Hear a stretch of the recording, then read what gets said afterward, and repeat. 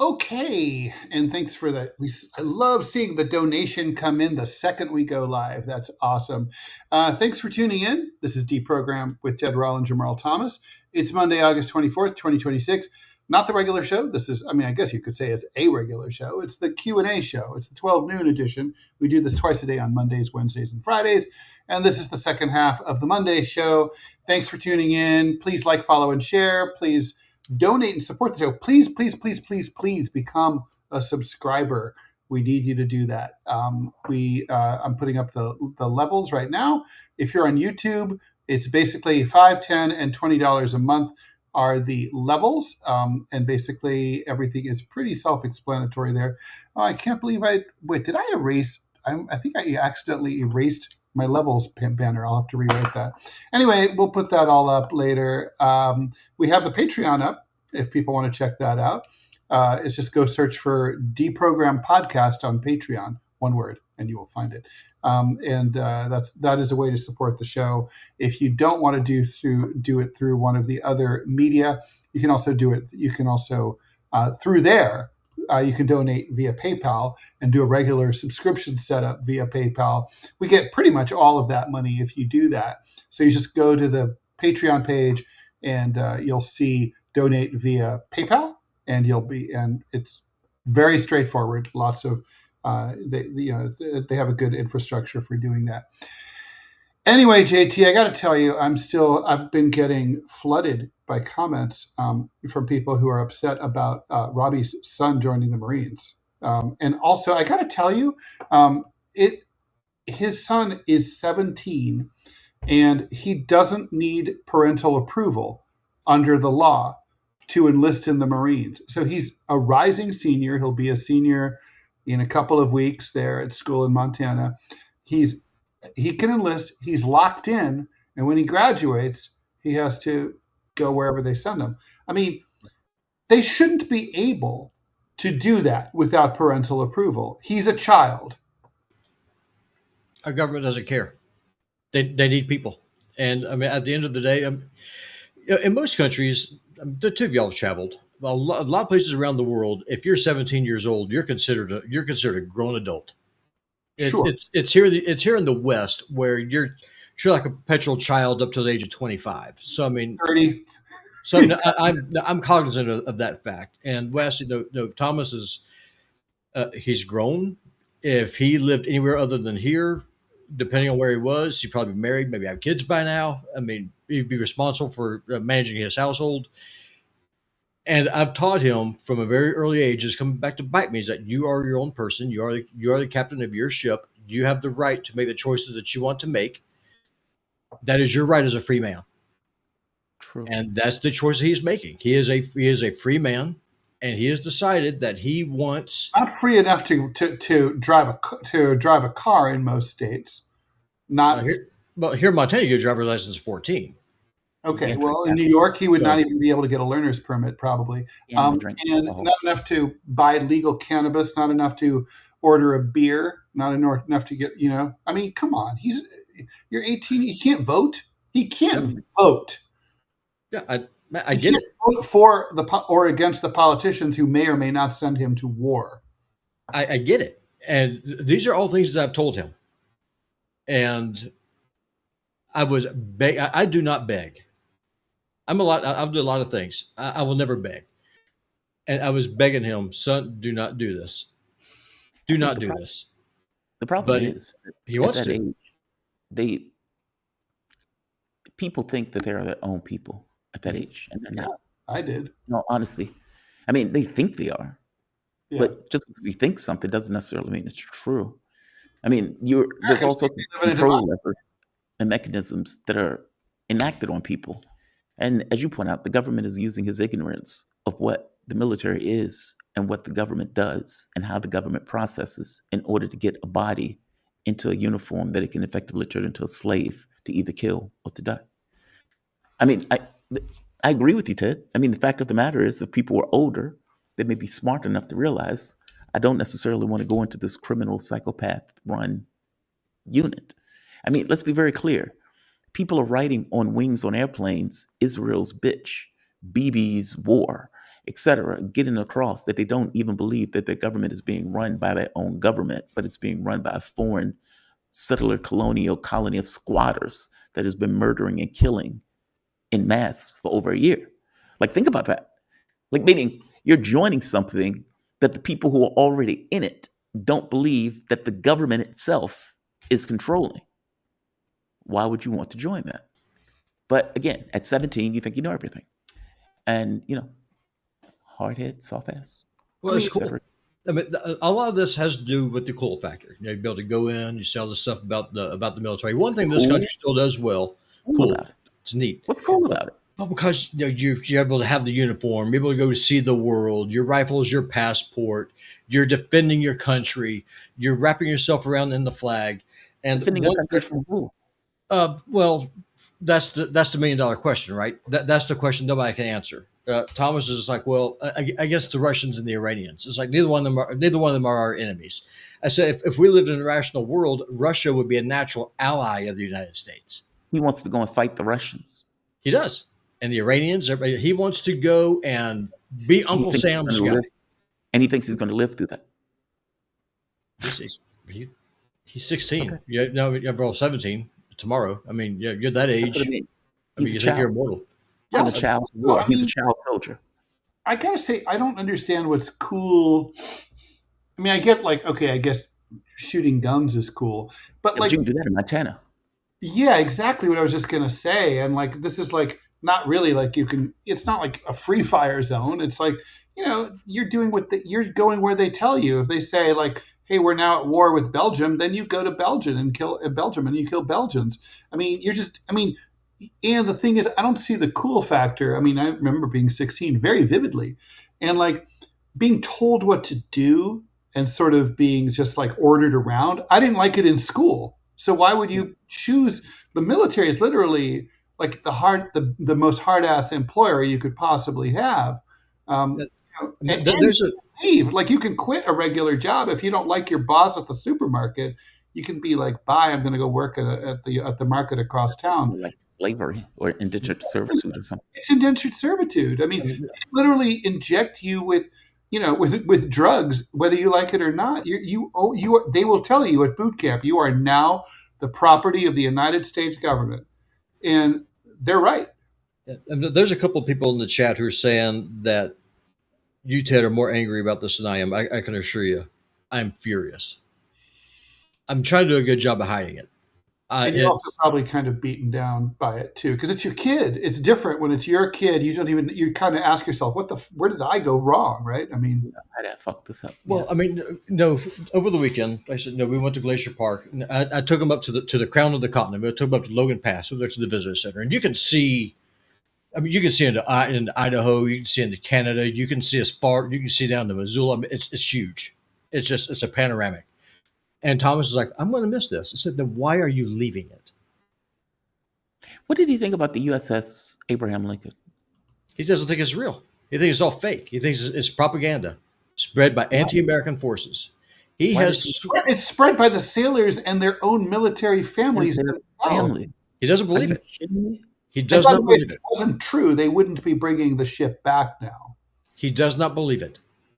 Why? I don't understand why he doesn't believe it. Because he thinks it's all propaganda. So he basically just sees things the way he wants to see things. Reality doesn't. He thinks I am a Russian propagandist. When we got into this, a big argument. He said, "You literally call yourself Putin bot." I said, "Correct," because it was a joke. It was me trolling people, accusing me of being a Russian bot because Hillary Clinton wanted to take us into war against Russia, which, by the way, Trump did. He's the one to start arming the Ukrainians with lethal weapons. Trump owns that. Trump has taken us into war against Iran. So far, the two wars that this buffoon has started, he's lost them both. And I'm the one that's a traitor. I'm the propagandist. I'm the guy who's provided a roof over your head every day of your life, who's made sure you have 3 hots in the cot, who made sure you have a better life than I ever had, who's given you every advantage I could possibly give you, who's done my very best to be a father to you, to be a role model to you. not to make the mistakes that my father made with me, to try to give you a better future. And then you're going to look at me and say, you, Dad, are a Russian propagandist and a traitor to the country. That hurts. And so if you think I'm not angry, from the bottom of my heart, fuck you. Yeah. This is why I never had kids. I didn't want to deal with that shit. They break your heart. Well, the problem is that they have their own mind. Exactly. And so people say, well, exactly. I've had this before. Robby, the reason why your kids are Christians is because you brainwashed them. Well, evidently not. Evidently I've failed, because one was going to join the military to go fight for Israel. So remind me again how I brainwashed anybody. Everyone has agency. And he has the right to say, Dad, I do not agree with you, and I'm going to do this. And the only thing I can do is get on my knees and pray and beg God not to kill my son. I could do this all day long, but I mean, what about the argument that, like, okay, the military is the military as it currently is constituted, and let's stipulate for the sake of argument that you're okay or even happy about our politicians and the current wars that we're into and our current policies.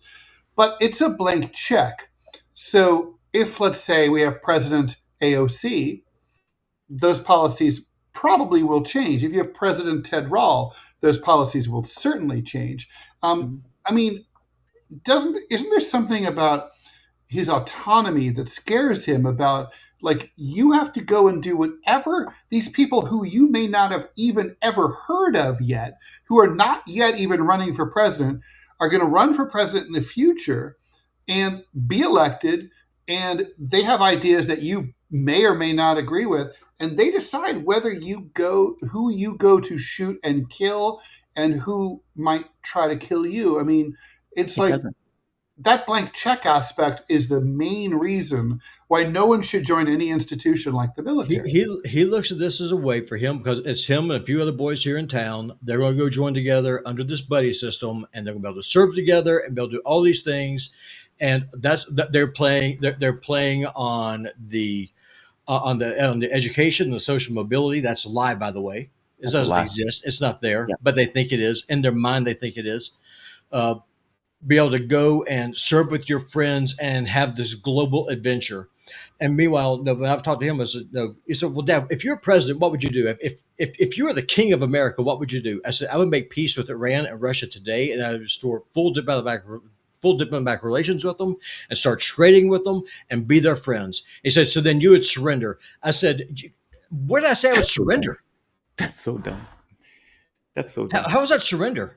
I said, dumb. Having good relations with another country and having commerce and trade. He was like, well, Dad, would you go to Iran? I said, in a heartbeat. I would love to go to Iran. I would go visit these places. And I said, no. I said, if you join the military, I said, sure, you'll be able to travel a lot more than what I had. But your passport's will be a rifle, and your life is not going to be your own. It's amazing that he has no experience with anything, and yet he knows everything. He knows everything. Like every other teenager. It doesn't even. There's not even self-awareness of. I have to stay on him and make him clean up his room, but he's going to solve the world's problems. Has he been overseas at all? No. Has he been? I mean, so he doesn't even know. I mean, it's one thing to know that there are other countries. It's another to actually go there and realize, these people are really real. Right? Yeah, they're real. They're real like I am. And then B, to be like, and also there are cultural differences, and there's things that we're not going to be able to dominate because they have their own things, and we're not better than they are. And more to the point of, I want to go and murder people just seems mind-blowing. People who've done me no harm. No harm. I've done nothing to you. No ill will. That's just wild to me.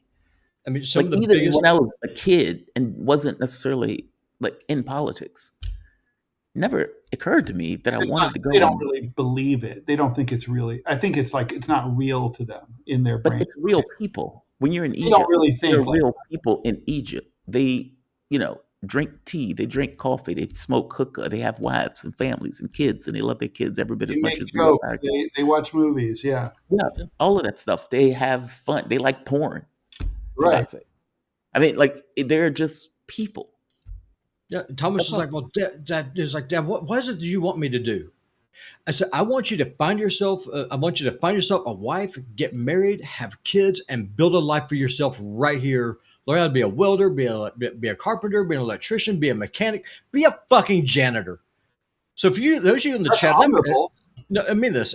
Listen, if I'm coming across as being mean, I apologize. Yeah, But how dare you say that I'm not angry? Yeah, You don't know me. Look, I If think you think I'm not angry about this, so from the bottom of my heart, go fuck yourself. Robby, in fairness to the list, to the poster, I get that because I also have kind of like a laconic delivery. When I was looking for, when I found one of my first lawyers for the LA Times suit, I had like talked literally to over 50 attorneys in through intake, and you go through hours of interviews going over every detail of the case, and part of it is the lawyers kind of checking you out to see how you would behave on the stand and stuff, and how you would come across to a jury.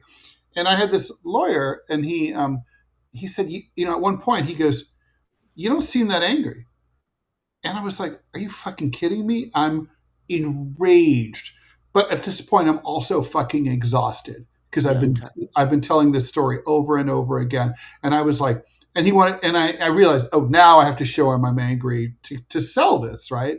And I did, and he took my case. But the point is, it's like, like people often confuse, like, you're not screaming and frothing at the mouth with like non-anger. Well, the It's thing like, is, dude, I've had this conversation with my kid. We live this. We've gone through this. Why do I need to put on theatrics for you and right? It's like, why wouldn't I be angry in this process? That's right. Well, the thing is, growing up, especially when I was a young man, I was very angry. Like, I would fight at the drop of a hat. I was a very angry person because of the way I grew up. I mean, just, you got to be to survive, and I don't want to be that person. And so I do my best to hang on to that anger with both hands and never let it out, because it scares the hell out of me whenever I become what I used to be. See, I was an easy kid, I think. Like, I think I became more difficult as I got older, but not for any negative reason, just because I was independent in a way that was off-putting. Well, whenever you're homeless, really you have two options. You either get mad or you just get depressed and you just feel defeated. If you get defeated, then that's how you get the drugs and alcohol, and suicide starts looking like an option. I've thought about it. It'd be nice just opt out, just call this thing a day. And the way that I got over it is I got mad and I stayed mad. And me and anger, it's kind of like that episode with Kirk, when the Transformer accident happened, or the teleporter, and he got split in that good and that evil half. Yeah. That's me. The good half would have jumped off the roof. Yeah. And so, angry half. I mean, that's why if I lose control, you don't want to be around me. It's not a good place to be. That. Totally. By the way, speaking of suicide, did you see the David Chappelle joke on suicide? It shit was so funny. I didn't know this. Well, I guess I didn't know it. Anthony Bourdain hung himself. Yeah. And he hung himself in Paris, of all places. Mm-hmm. He had a job, and this is Chappelle's basically the premise of the joke. Anthony Bourdain had a job where he went around, ate amazing food, talked to amazing people, and still ended up hanging himself in a luxury hotel in Paris. He was a coxman too. Yeah.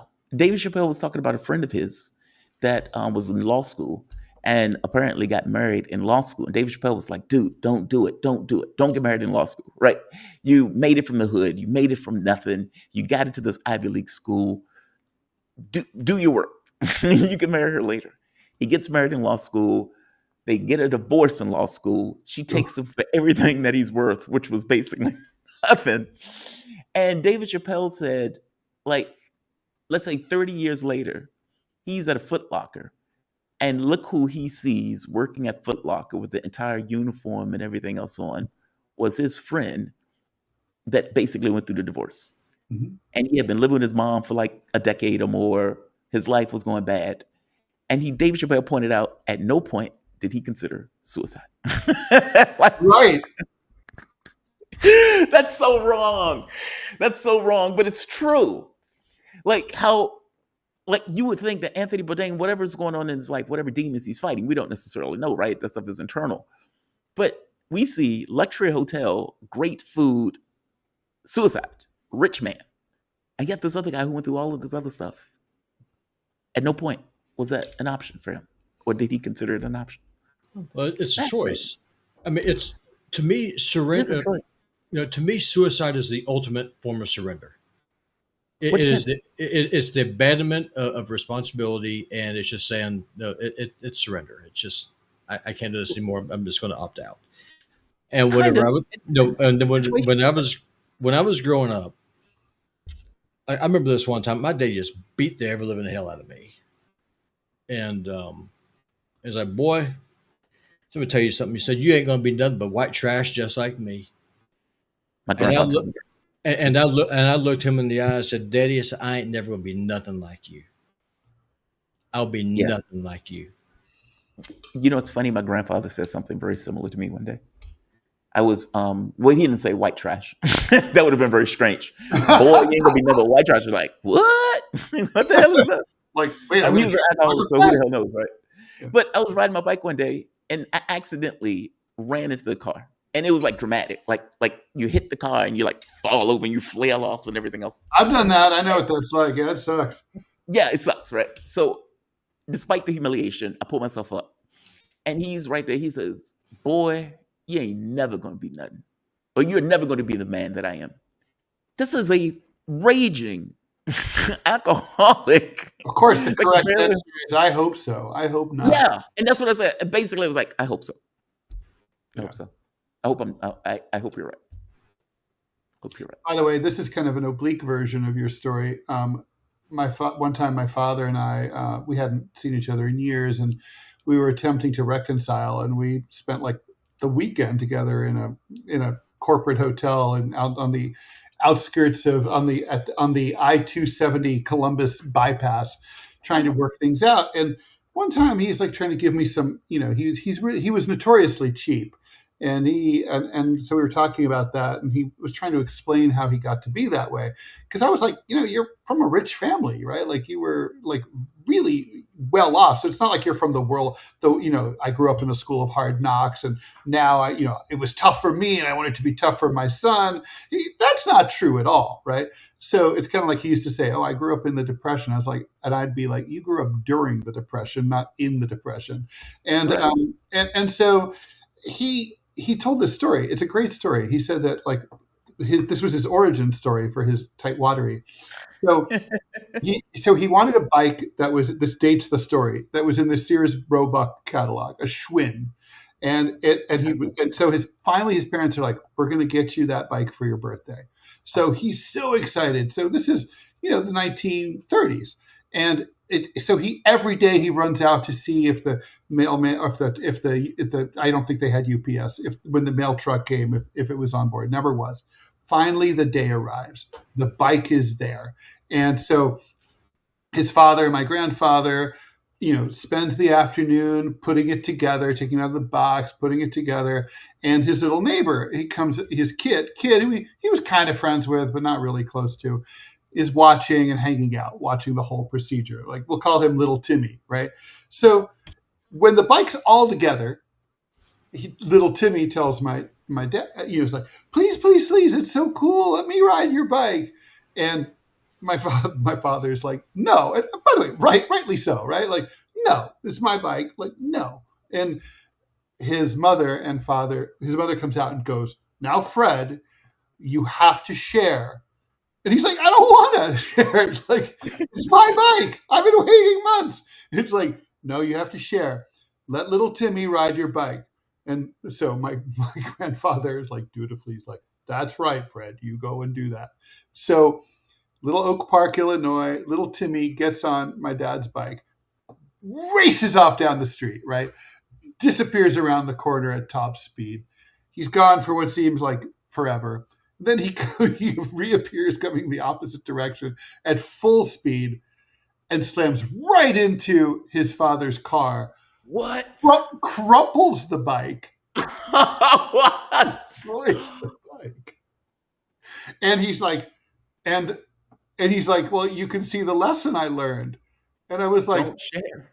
Yeah, and I was like, well, actually, the lesson is that and so here's the thing.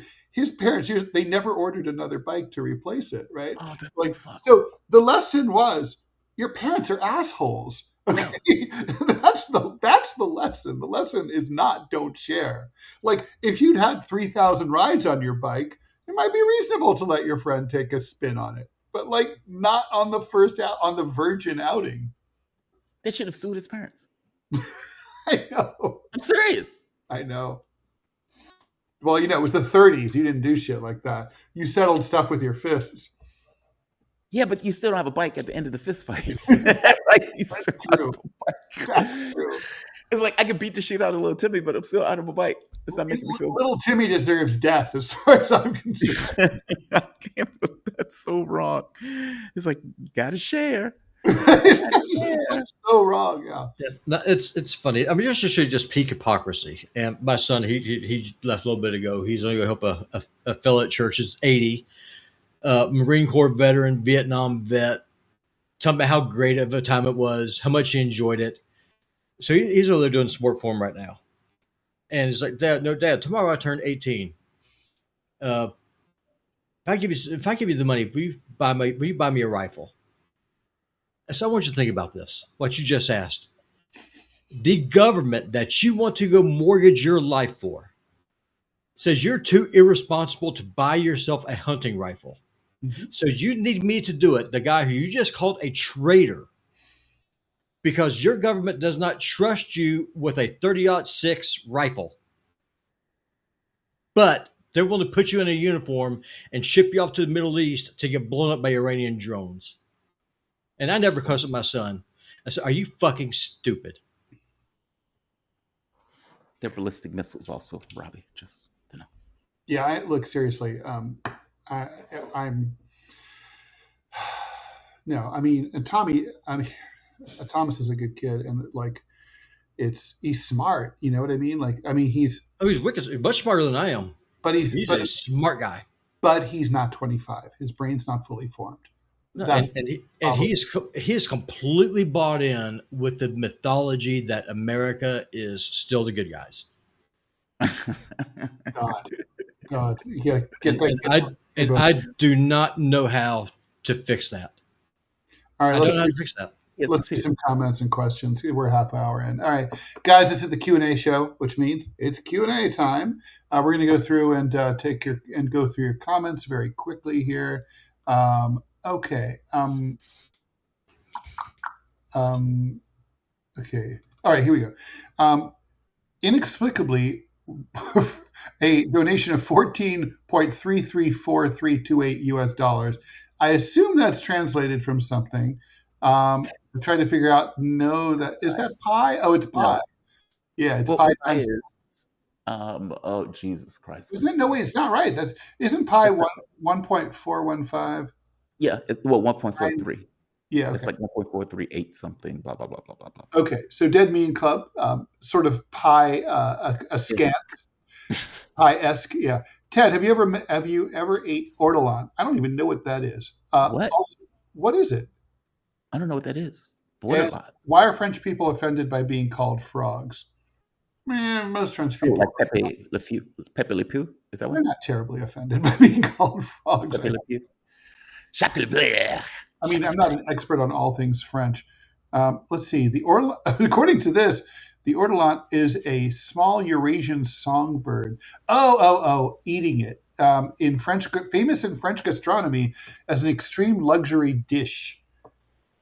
It's like how the Romans ate like little birds and stuff. Well, they eat pigeon in Egypt. It was actually quite good. It's like chicken. It fills F you so no, I haven't. F you so when I was in the Army back in 1980, one could get Article 15 for getting a bad sunburn for destruction of government property, i.e., you person. are the government property. Yep. Go kill or go die. Wow. Ultimate powers. Trent Gizone, thank you for 8 months of membership. Robby, remember that he's a teenager and all teenagers think they're right about everything. You've been a great father, I'm sure. Yeah, I'm a personal witness to that. This is not your fault, but it's like you can't help but question yourself. Effie said, I was an undiagnosed Asperger's and raised by a narcissist mother. I was so severely bullied. I was going to jump off a freeway overpass in the 6th grade after years of abuse. And I'm glad you did not. I mean, the way I look at it is you'll have plenty of time to be dead. There's no rush. Well, I'm just curious as to why he didn't. Like, if he was going to do it, what stopped him? I don't know. What did anything stop him? When I was expelled from college, I took the elevator up to the roof of my dorm and stepped up onto the ledge and tried to will myself the courage to jump off the 20th floor, but I didn't do it.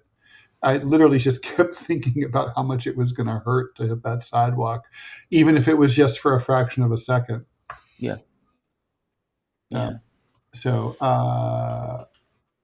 Okay. And let's see. Thanks for the $5 from Ben Ross. Would the DeProgram show be open to producing or collaborating on some current affairs content? What's the best way to talk directly? Sure. We're always open to suggestions like that. Wait, what does that mean?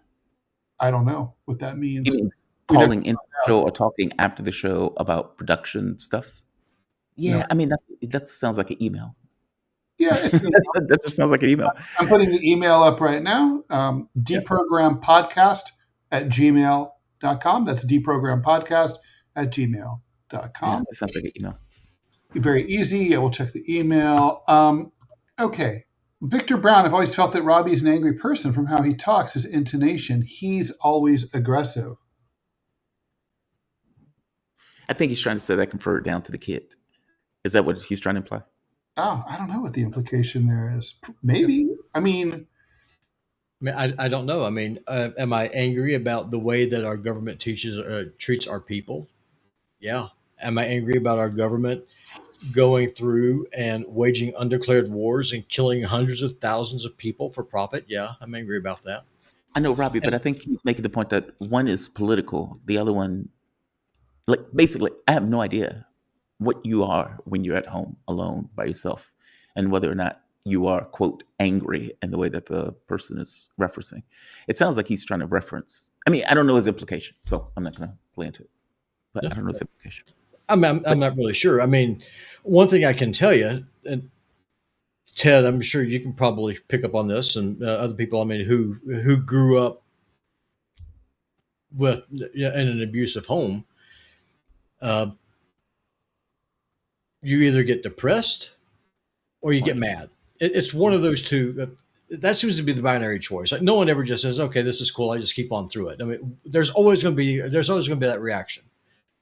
And so whenever I said when I was younger that I leaned into anger, that was a very conscious choice. I mean, but the day I left home, I picked up a rifle. I was looking at my dad who was passed out on the couch, and I was like, if I don't leave, I am going to shoot him.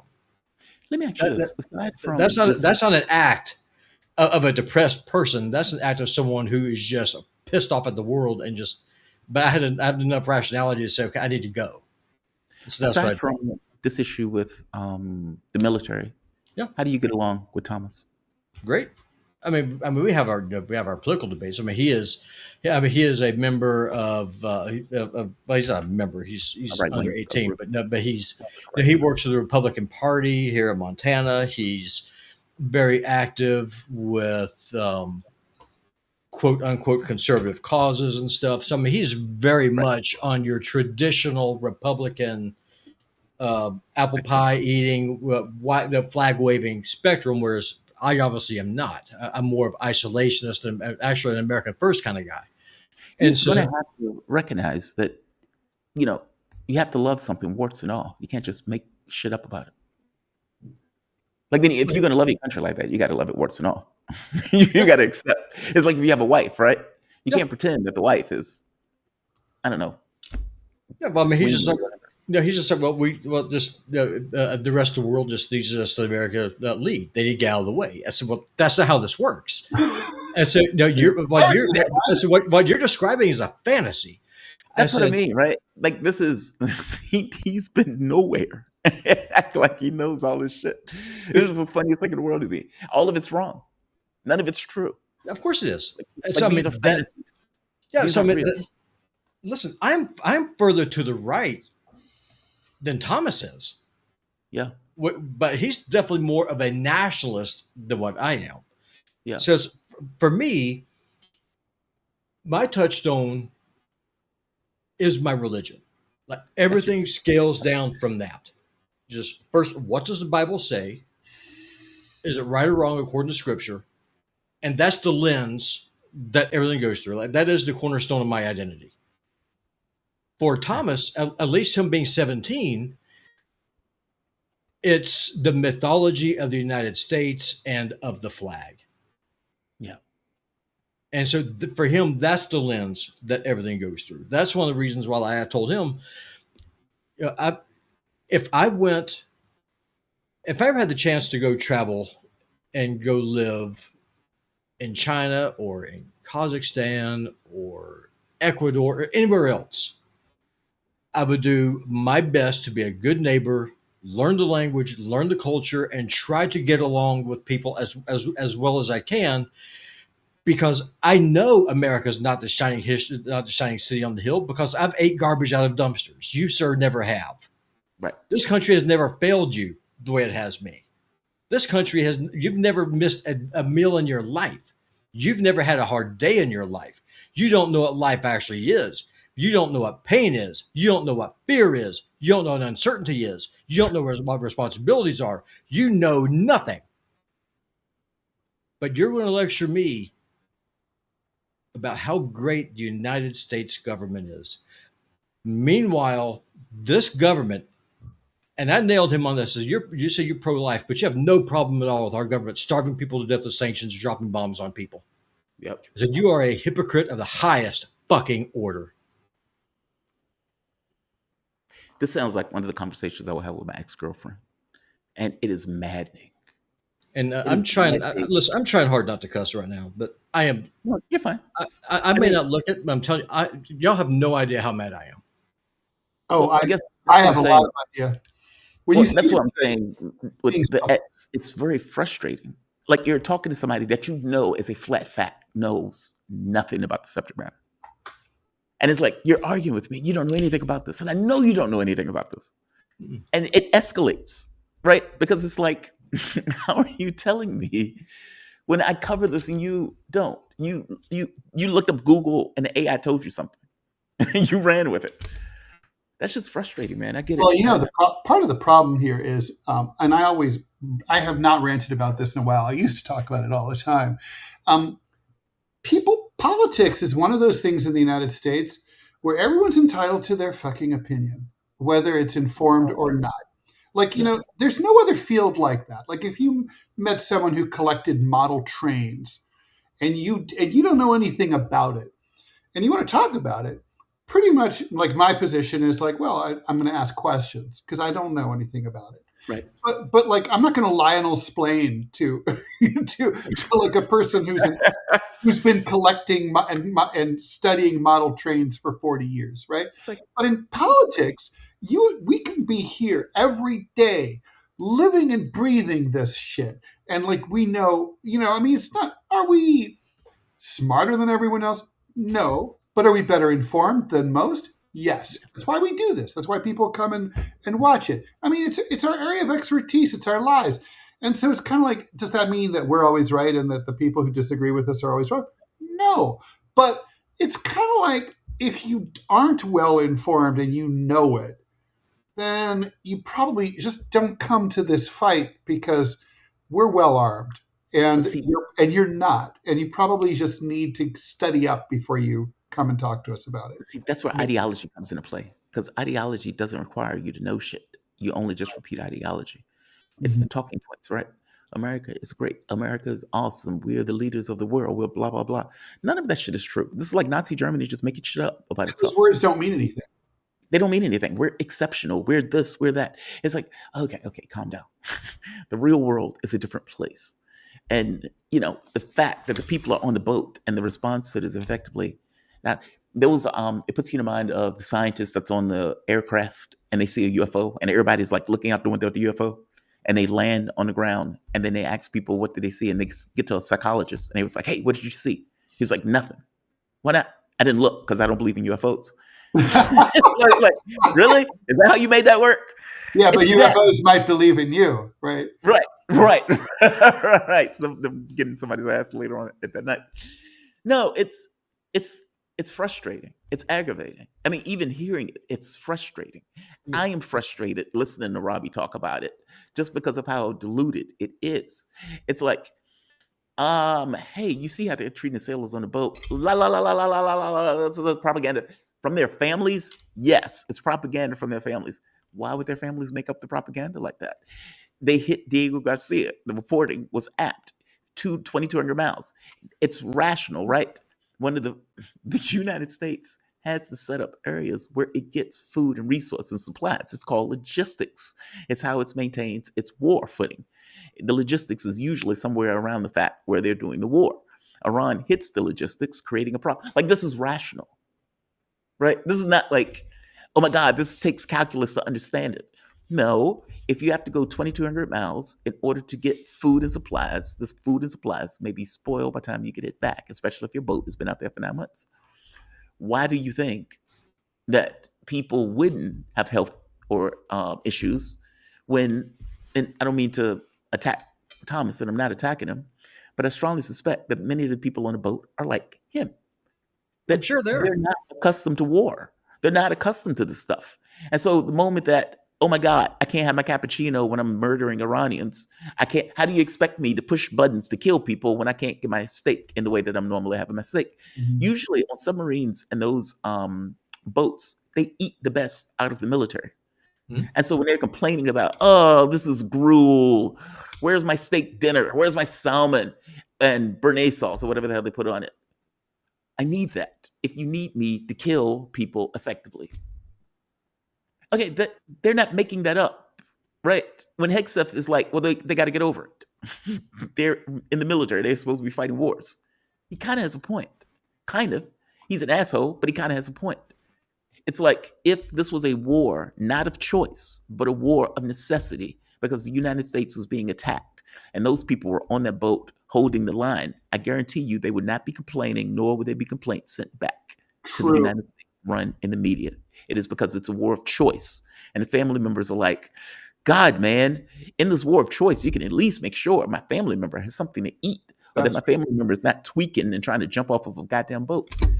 It's like, it's amazing to me that you look at that story and think to yourself, nah, they're just making that up. Yeah, well, why would they make that up? Well, he thinks it's Iranian propaganda. And I mean, at the end of the day, though, it's coming out of American families. But he doesn't believe that. That's what I'm telling you. I do not believe that. The magazine that ran it was a military magazine. Because he thinks it's all coming out of Bottom story. Listen, I get it. I understand. But I mean, listen, at the end of the day, it's his choice. I mean, he's able to do this. Sorry, my whole point is, this is why I'm saying it is frustrating even to have this conversation with in the distance. Like it's the echo of the conversation that you've had. Mm-hmm. And even that is frustrating. Yeah, no, it's because it's so irrational. I mean, your son's not a retard. And so it's kind of like he should be able to, but this is a retard move. Because what he thinks is that the only way he can get ahead in life is by going into the military and getting this education. And the only thing that I can do as his father is pray for him. Don't push him. I can't. If he's going to do this, blowing up the relationship with him doesn't make a difference. College or university, you guys don't make a lot of money. In fact, the best college and university he can get into, let's say he gets into an Ivy, they'll give him a full ride. I mean, that's literally, you pay the more expensive the sticker price is on an American college, the less you will actually pay because they have so much financial aid in their endowments. Harvard, you get a full ride. Yale, you get a full ride. I told Thomas, I said, what you should do is that you should 100% play the race card, apply as a black man in a predominantly white state, 100%. I told him, play the race card, go in there, so grow your hair out. You just tell the truth, right? You check both the black and the white box, right? I mean, but at the end of the day, though, this is what he wants to do. Yeah, and I'm not. He's a child. He's not even 18 years old. And I mean, and the other thing is, I mean, short of chaining him to a tree, Ted, I cannot stop him. My mother taught me. God knows she had her sins. We talk about them here on the show. We just did. But my mom taught me to to believe experts, right? So, like if I wanted to sue somebody, I'd she's like, call a lawyer and see what the lawyer says. If the lawyer's like, you're going to probably lose, then walk away and thank him for his help. And if he's like, no, let's go kick their ass, let's go do it, right? And like it's similarly. Like I remember I was a musician. I was a jazz musician until I was like in high school, and I was pretty good. I mean, to the point where the suggestion was afoot that I should go professional. So my mom didn't really have any opinion about this, and she drove me to Chicago to go to jazz clubs, and we buttonholed some of the performers after they played. And what's your life like? How much do you make? What's it like to be, a professional jazz musician? And they were all like, it sucks, right? They were like, the club owners are all cheats and liars. They fucking steal your tips. They promise you this, you don't get it. At the time, everyone's smoking up a storm. You come out of it barely able to breathe. There's no air circulation in the clubs. It just blows. And I was like, yep. Point taken. I'm out. No, I'm out. I'm done. Yeah. I was talking to Thomas. I get to travel the world. I get to see all these things. Get to have a great event. He's in love with the romanticism. Find the Peace Corps. And so he's just like, well, what's going to happen? For example, if the U.S. gets into a scrap with China, and you get sent to Taiwan or Okinawa or South Korea to go fight the Chinese or North Koreans, you say China would never fight us. I said, you're out of your mind. So China, unlike the United States, is a great power, is an ancient power. It's always been here. It's locked and loaded for sure. And I said, no, my father, your grandfather. So I told him, I said, if you ever doubted the Chinese resolve, a lot of people don't know this. Me and my dad actually got really close before he died. It's one of the greatest miracles I ever saw God perform in my life. He said, if you ever doubted the resolve of the Chinese, because he was at the Chosin Reservoir when the Chinese came across, they're just in their retreat back. He said, if you ever doubted the resolve, it takes a special kind of person to go in the human wave after wave, getting mowed down to the point where the barrel on your rifles were melting because you could not kill them fast enough. Yeah. He said, I don't know how you defeat a people like that.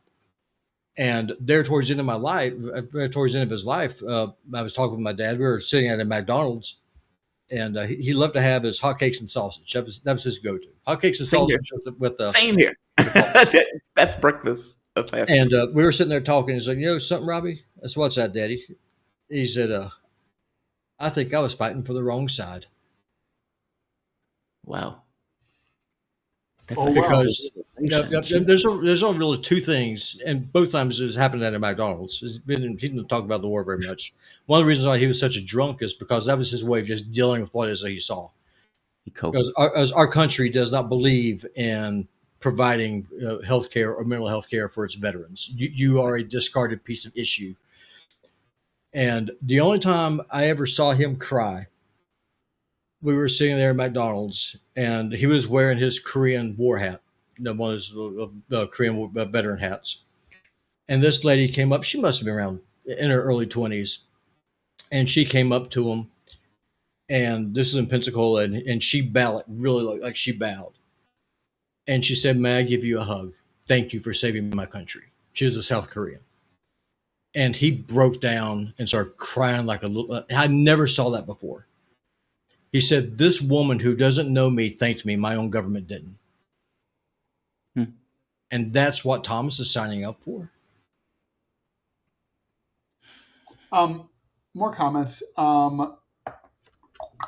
F you so, thanks for the $1. Following up, I decided that day looking down from the bridge that I was not going to punish myself. That's profound. Good for you. McCadden, Robby, it's hard to fight against how the U.S. venerates its military, but only 10 to 20% of Marines see combat. So hopefully your son will have the most boring military career. That's true. Effie, so Robby, suggest joining the Coast Guard and actually protect the homeland and be a patriot. And also you're keeping migrants out too, and drugs. I told him to join ICE. Join ICE. He was in the Coast Guard Reserves. I guess he still is. Yeah, but you don't see the world joining ICE. Well, no, listen, if you go to New York, you're seeing the world all in a nice condensed place. My cousin, they sent him to Japan. I think he was hooking up with Japanese women. Chris was a horn dog. Japanese women are attractive. There's worse things. Elegance.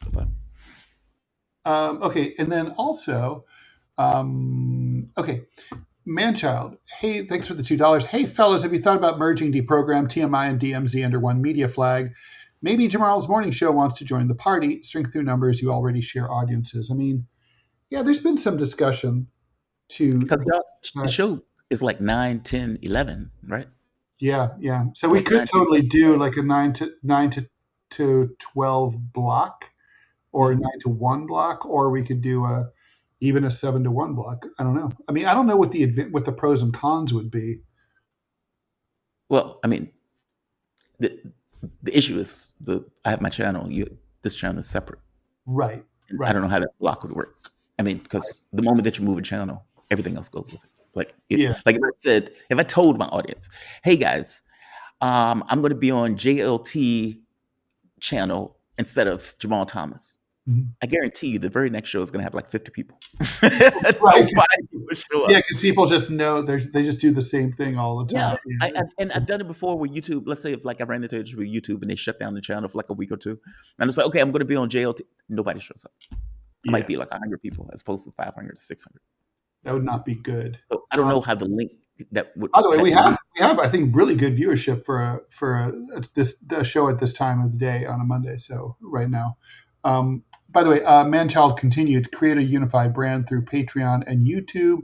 Rumble is a cesspool that doesn't pay out. You all can game this out. Yeah, we're doing the Patreon channel. Pardon? You can join my channel. Mm-hmm. I mean, because the reality of it is, already half the subs, the people who would come on the channel, they will probably flow over, and you still get the audience. We have subs too. We have 30, almost 30,000. We have over 30,000. Yeah, that's what I mean. Like I don't know how to make that work. There has to be some way, unless, especially if we're using YouTube as opposed to Rumble. But yeah, I don't know. I mean, because at that point, it could be. I think Rumble is on double secret probation right now. We're going to see, right, Robby? I mean, we're going to see how the next payout goes. Well, as far DeProgram is viable because at least we have over 30 paid monthly subscribers. For my gaming channel, the way it's going to happen is, depending on Rumble's payouts, Putin by Gaming will not be streaming to Rumble anymore. It'll be exclusively over on YouTube. No, next month. I just don't know, because splitting the audience doesn't make a lot of sense. Mm-hmm. And since I'm not going to be taking a salary from y'all anymore, at least not for the future, whatever to make up that loss is going to have to come from the gaming channel. So, and if YouTube pays more, then sorry, Rumble. I agree with your ideology, but if YouTube is going to pay the bills, and frankly, I already know YouTube is going to screw me. But you know how. But Rumble, though, you know what these numbers are. Yeah, exactly. And so it's just going to be what's going to be. I mean, it's just like, for example, it's hilarious. Before coming on the show, YouTube age restricted a video from Saturday, because in Mortal Kombat, this is hilarious. This is insane. I actually made a pickaxe post. I'll drop the link so y'all can read it. I included screenshots. Your boy has receipts. So I was using this character. Her name is Lime. It's a great fighting game. And so with Mortal Kombat, you can kill someone using what's called an animality. Well, her animality is that you become a panda and you kill the person and you eat them. And so the question I had is, first, is it cannibalism? Vegetarians? Well, pandas can eat meat. But the point is that the panda killed a vampire, Well, my character killed a vampire, became a panda, and then ate the vampire. So we had a really in-depth discussion on the gaming channel about one, is it cannibalism if you are like a werewolf and you become, in this case, a were-panda and eat a vampire? First, is that cannibalism? Second, would consuming the vampire kill the vampire because you're not driving a stake through it? Is it a cosmetic change or full change? It's a full, like you actually become a panda. And I'll send you the link. I'm ashamed, sir, that you did not watch that. But here's the point, though. I mean, alive. It's still undead, but it's not gone. But now here's the point. Here's what makes it funny. YouTube age restricted it, said that it showed self-mutilation and an eating disorder. First, the panda did not hurt itself. The panda hurt a vampire. Right. Second, the panda ate a vampire. There's no self anything. There's no feeding disorder. And so YouTube, being the YouTube Nazis that they are, they slapped this thing with it. And then I sent in an appeal because naturally, why wouldn't you? So this obviously is not self-harm because the panda's eating the vampire. That it's not eating itself. Second, there's no eating disorder here because the panda's not starving itself. It's eating this vampire. And Well, the vampire is not made out of bamboo. Overeating is an eating disorder too. Maybe, or but eating things that are not normal to what the panda eats. well, pandas do eat meat. Like if I eat they dirt, can. they'll say, "Hey, he shouldn't be eating dirt." That's wrong. That's an eating disorder. Well, The point is that vampire meat though. But the point is that YouTube slapped the video with this. It's like no, this is not graphic video game scripted violence. No, instead they try to get with self-harm and an eating disorder, which is insane. And that's the whole reason I went to Rumble in the first place 4 years ago, because you have to deal with this. And Rumble paid the bills. I love logic like this. Scott. It is insane. My co-host to the link. Hold on. My co-host on DMZ, Scott Stantis, he was on staff at the Chicago Tribune, and they have a policy against donating to political causes. You're not allowed to, donate to the Democratic Party or whatever. It's, you have to be an objective journalist. Anyway, he was donating money to the Epilepsy Foundation. And they called him on the carpet and said that they were going to fire him for donating money to a political interest. And I'm like, who's pro epilepsy? Exactly. Epilepsy is a political interest? That's right. Big epilepsy. That's a medical interest, not a political interest. Unless they're trying to say the medical, by definition, is a political thing because some people want healthcare and other people don't. That's so weird, though. Yeah, so funny. Like that, it's wild. They're going to send Robby a thing that says, "Well, we're against what is it called? What people eating people? Cannibalism. Cannibalism. We're against cannibalism." That's what they're going to say. This video is age restricted because it's cannibalism. Apologies for the other two. But they didn't say cannibalism. They said. I know. I'm saying that's going to be the next one that they say. They're going to apologize for the other two and send a cannibalism. Because I appealed it. Sensitive towards vampires. It's hilarious. So here's what they got. Hi, Robby West. Looks like Mortal Kombat 1 isn't cannibalism if you're a panda. It's hilarious even reading this. May not be appropriate for younger audiences under our community guidelines. We placed an age restriction on it. What we found. Your content was age restricted because our community guidelines, content that discusses or depicts suicide or self-harm in a graphic nature or promotes eating disorders, may be removed or age restricted if it's not appropriate for all audiences. The appeal then that I made was that the vampire is but was defeated and is being eaten by a panda. There is no. It is not there. And someone just said, I don't have any faith in gaming channels, to which you should not, because gaming channels are fiction by their definition. You should never have faith in a gaming channel, ever. Like a panda would never eat a vampire. But the fact that YouTube, it's insane because Rumble is literally pushing people like me over into the welcoming arms of YouTube with their moderation because of Big Vampire. Because they don't want to pay creators.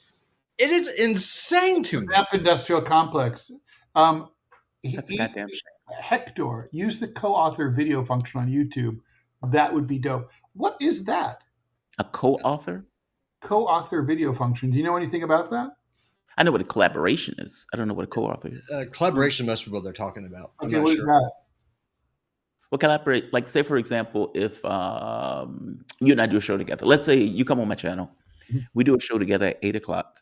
And then at the end of it, I could say this was collab with Ted Rall, and Ted Rall is on this other channel. And then what? I have done that before.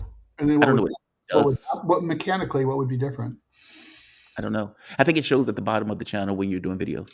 Yeah.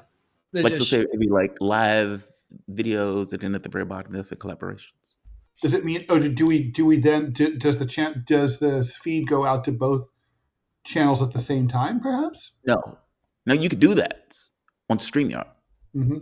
Like you could say, like for example, if I send you a link on StreamYard, if you accept the link, you can also add the link to DeProgram.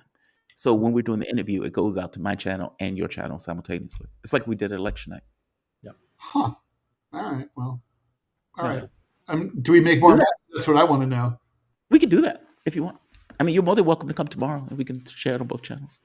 All right. Let's talk about any donations that are given. If it goes on the program, it goes on the program. If it comes on mine, it comes on mine. Yeah, I've used it a few times. When I do the show with Garland, we use the shared link. And when I used to do the show with Nick on Sundays, we used to use the shared link. You see, and bad cookies. Robby'd rather identify as a panda before identified as a woman, proving he's a misogynist. I would probably have to say sure with that, because I do live in bear country, and I definitely am not a woman. But still, the point, the original point of the stream is unanswered by YouTube. That question is predicated on the assumption that you would be a male panda. Right. But by definition, I'd be a male panda. That's right. You don't think so? Oh, tits. You could be a pandalette. You don't know. A panda. Pandalette? I can assure you, my wife, she would vouch that I am definitely a male. A male panda. Yes. That's right, Robby. Don't take no shit from them. None at all. None at all. All right. We're going to do this. You bring home the bamboo.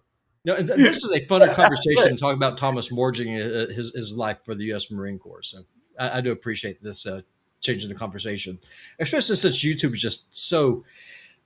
I cannot believe that Rumble is forcing me over onto YouTube because the economics suck so bad.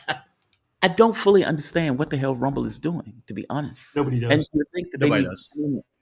If anything, you need a decent pay structure where people would understand how they're getting paid. Otherwise, why would they be on the platform? I mean, like the people are using the platform for income.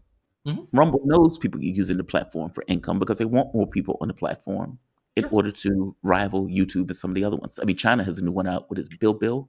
Something like that. Yeah, they're fucking people over. Which is 100%. If they keep it up, we will have to leave Rumble. I mean, here. Yeah, that's a no-no. I don't know what's in their minds where they think, hey, people are using this platform for their jobs and for their income, but we're not going to be clear in how we're accruing the revenue for it. And I mean, they're obviously making the revenue. The less we're going to pay them. Yeah, but no, one thing though, honestly, just as a thank you to the people who are watching either live or going to watch later. 5 people have gone over to the YouTube channel and become subscribers. So seriously, thank you, because that's what it's going to take. That's what we need. I mean, honestly, crunching the numbers, we need seriously we need a couple hundred subscribers over there. So we have a nice start for sure, but we need more. Yeah. All right. So thanks everyone. Thanks Robby. Thanks Jamarl. Sorry for the downer show today, y'all. It was fun, and I thought it was interesting. Invite Thomas on. Invite Thomas on. In all seriousness, he doesn't have to show his face. We can have him just audio only. He's been on Team Up before. Pardon? Remember, you interviewed him on Team Up before. He's not shy. All right. So, hey, do you want to bring and tell him Jamarl, are you okay with this? We can have him come on tomorrow, and we'll have state intervention.